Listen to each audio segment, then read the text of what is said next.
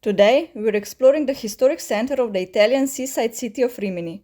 Rimini is famous for its long sandy beaches, but it also has many interesting historical sites. Our tour starts at the Castel Sismondo fortress. It was built in the 15th century by Sigismondo Pandolfo Malatesta. Today it's home to the Fellini Museum, dedicated to the famous Italian film director Federico Fellini. We didn't visit the museum, but we walked through the fortress courtyard.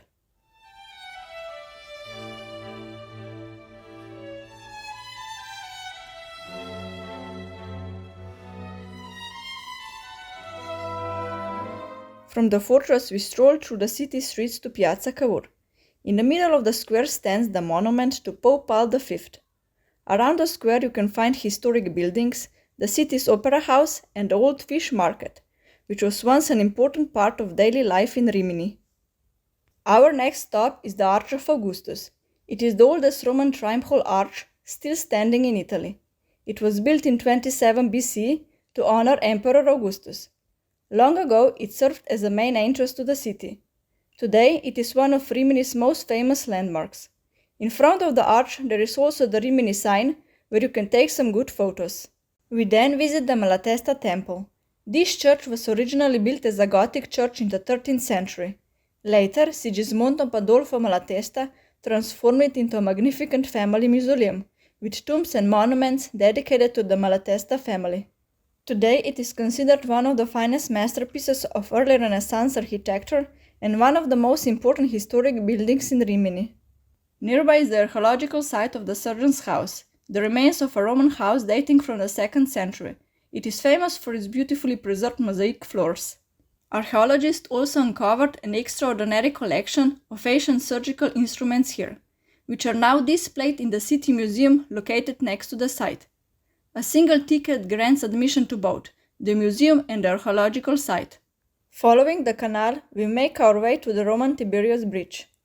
The Marecchia River once flowed through this canal, but its course was diverted in the 20th century to protect the historic center from frequent flooding.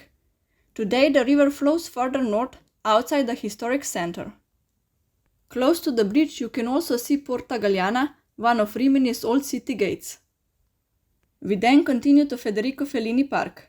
Along the way we meet a friendly local cat on a walk. The park is located right by the sea and is named after the famous Italian film director Federico Fellini, who was born in Rimini. From the park it is only a short walk to the beach. We visited Rimini in early June. It was a windy day, so there were not many people on the beach. At the end of the beach is Rimini Harbour, with a Ferris wheel called La Rauta Panoramica. It opens after 3 p.m., but we arrived earlier, so we didn't get the chance to ride it. We also walk along the breakwater, which protects the harbour from the waves. At its end stands a small lighthouse, offering beautiful view of the harbour. There is also the monument to the sailors' wives. This is where our tour of Rimini comes to an end. Before leaving, we take one last walk along the harbour canal, back to where we parked our car. Along the way, we meet another cat curiously watching the street from the doorway of a house. If you're planning to spend several days in Rimini, it's well worth exploring the surrounding area as well. We highly recommend visiting Fiabilandia, a family-friendly amusement park offering rides, a circus show, and a fairy tale musical based on Beauty and the Beast. The show is performed in Italian, but it's easy to follow the story, and the beautiful costumes make it even more enjoyable.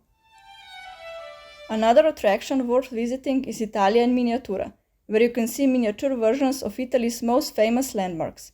It's also a great source of inspiration for future trips around Italy. We also recommend visiting Oltremare. The park features a dolphin show, as well as presentations of birds of prey and parrots. If you're an adrenaline seeker and enjoy water slides, Aquafan is definitely worth a visit. It offers plenty of water slides for all thrill levels. The park also has a wave pool, which is the only pool designed for swimming. So if you're more interested in swimming than water slides, Aquafan may not be the best choice for you. Just a 30-minute drive from Rimini lies one of the world's smallest countries, San Marino. Its historic center sits atop Mount Titano, offering spectacular views that stretch all the way to the Adriatic Sea. We spent 6 days in Rimini and discovered that the city offers much more than just long sandy beaches. If you enjoy combining history, seaside walks and fun attractions, Rimini is an excellent destination. If you don't want to spend your entire holiday just lying on the beach, we highly recommend visiting the attractions we mentioned and enjoying the beach in the afternoon.